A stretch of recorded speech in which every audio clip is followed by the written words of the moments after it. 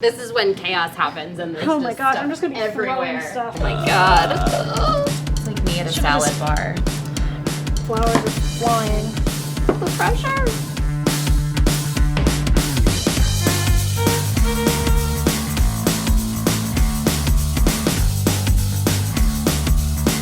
Hi, I'm Trish. I just got engaged last Christmas and I'm getting married June 13th at a Vineyard on Long Island. My fiance Jimmy went to college with one of my friends from high school and we reconnected about 5 years ago when we both ended up living in New York City. From the get-go, I knew I didn't want a traditional catering hall style vibe. And so my fiance and I popped out to Greenport for the weekend, fell in love with our venue, Raphael's.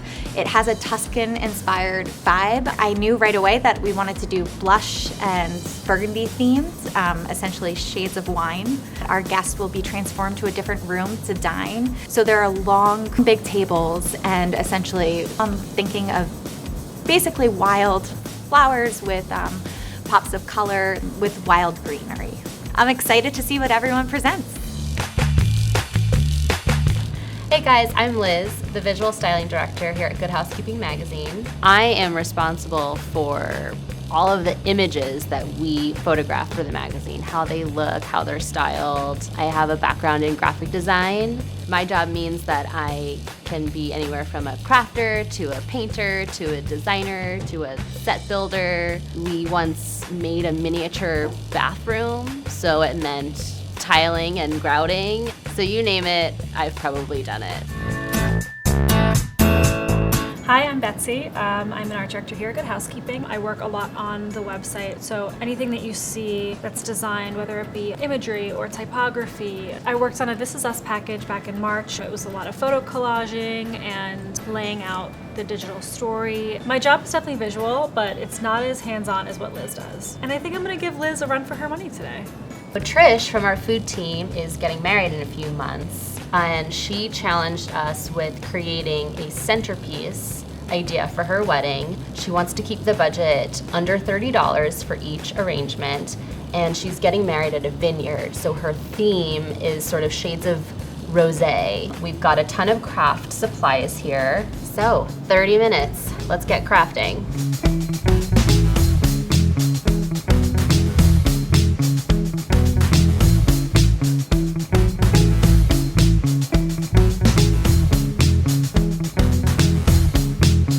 Get some different textures up in here. Rosé themes. We're gonna go pink, twine. So I just got married a few weeks ago, so I'm like very fresh in the She's got this wedding game. So one up me. And so from experience, I'm trying to think of things that can do double duty. So I think I'm gonna turn this vase also into a table number. I was going to do a table number idea too. I just didn't know how I was going to incorporate it yet. If you're doing something like this, if you grab a bunch of your girlfriends beforehand and make kind of a fun craft day, you can work on things like your vases, your table numbers, place cards. I think I'm going to do some lettering on this. What is this? Maybe some of these rosé kind of colors. This is such a pretty palette. It really is, yeah. Actually, I know the vineyard where Trish is getting married, and it's so beautiful. When is she getting married? I believe in the spring. So she'll have her pick of the best flowers, and the weather will be beautiful. I've been very into this like colored thread wrapping recently. I feel like I've seen it everywhere, like cool lampshades, like accessories. I also feel like wine bottles are so easy to decorate. Yeah. And put around the house, not just for like a wedding. Exactly. You like could, yeah, you could I feel like keep you could these. spray paint them. You could. Yep. I mean, use them as a vase. I use them as candle holders at home. What I think I like about this vineyard rustic vibe is that you can just layer a bunch of things.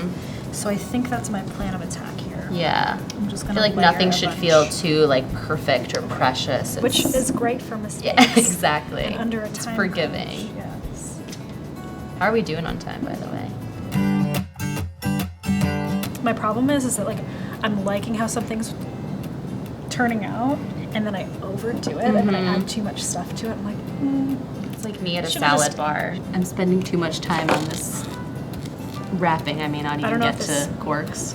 I don't know if this is the best idea for a 30-minute time frame, but it's very helpful that I have one floral arranging class in one of my books. Oh, nice. So maybe I can come up with something. Yeah, It's an art form, and it really is. I'm I'm so impressed by professional florists. I'm just gonna go all in with this. I don't know if it's gonna turn out well, but One thing I'm going to do, which is a helpful tip for keeping flowers lasting longer, is you want to clean your stems of any leaves or stems that are going to go below the water line of your vase, because if you leave the leaves in, it'll basically start to decay in the water, and then it won't be good for your flowers. So trimming off any extra little like nubbins is good for that. That's the technical term.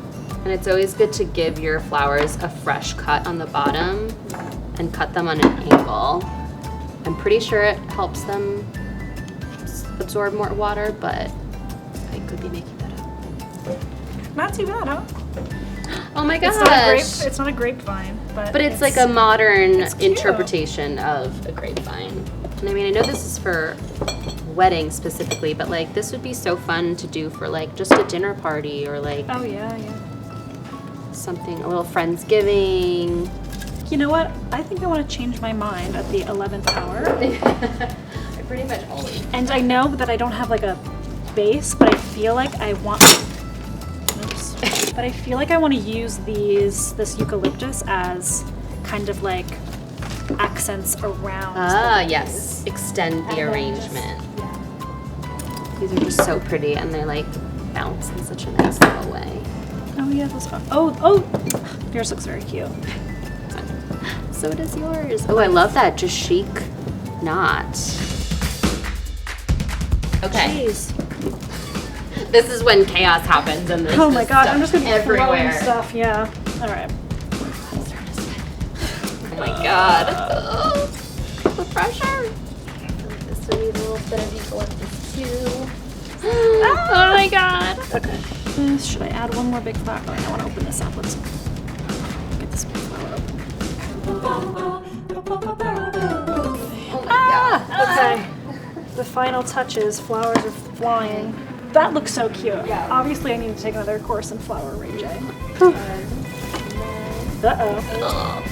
Should I do one more? I don't know. Does that look kind of stupid? No. Yeah, Pretty. whatever. Hands up. Ooh. Oh, that looks nice. Your flowers. So Your pretty. flower arrangements look much better than that. I think they look really nice, actually. I think we could. say. I think we could combine ours together Yeah, and just make exactly. the most epic.